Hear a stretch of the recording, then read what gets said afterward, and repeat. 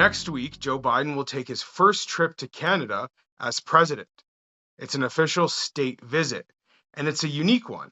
Usually, US presidents come in for a day and leave in the same day. This time, Joe Biden's staying overnight, which means a 2-day visit, leaving him plenty of time to talk with Prime Minister Justin Trudeau, leaving one to wonder, what might the two leaders talk about? Well, I would hope that at the top of their minds would be China. China's making news on both sides of the border right now.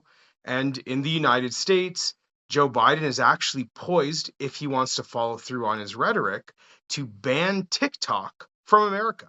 And not just ban TikTok from government devices. I mean, like ban TikTok, like Americans can't use TikTok within their own borders.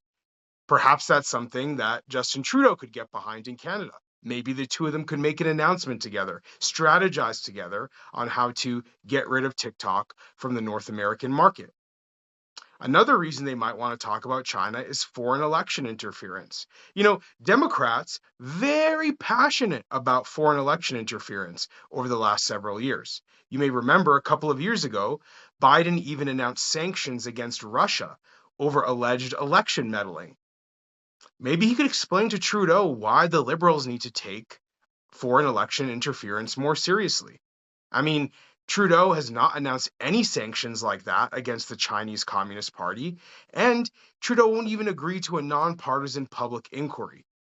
A lot for Biden and Trudeau to talk about there. Unfortunately, I don't expect China to come up much. In fact, we've been given a little bit of a sneak peek into what Biden and Trudeau might talk about in the Prime Minister's press release about Biden's state visit. And, well, not so promising. Let's take a look at what Trudeau has to say. We will continue working together as we defend our continent and our shared values, create more opportunities for people and businesses on both sides of the border, and build strong economies as reliable suppliers as we move toward a net zero world. I look forward to welcoming President Biden to Canada. Now, a lot of that statement is generic diplomatic word salad, but what stands out to me is the term net zero. Trudeau has actually stoked a lot of division within Canada over his plan to achieve net zero carbon emissions by the year 2050. That plan is now being rebranded the Sustainable Jobs Plan.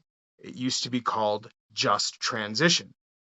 Now, one major reason why this plan is so controversial is that it excludes liquefied natural gas from Canada's energy strategy.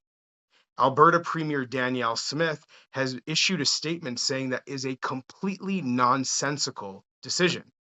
Her argument is that LNG exports from Canada could actually replace higher emitting fossil fuels around the world. Overall, that would lead to a reduction in carbon emissions for the planet Earth. So Trudeau including net zero explicitly in his press release about Biden's state visit would lead me to believe that he's not going to use this state visit to advocate for Canada's national interests. In fact, he's probably going to use this state visit to continue undermining Canadian LNG exports. And make no mistake, that will be to the delight of Joe Biden. Under the Biden administration, American LNG exports are actually increasing. Their goal is to become the world's top LNG exporter. So while Justin Trudeau undermines Canada's LNG industry, America's LNG industry is thriving. What net zero means when in Justin Trudeau's vision is actually good news for America and bad news for Canadians.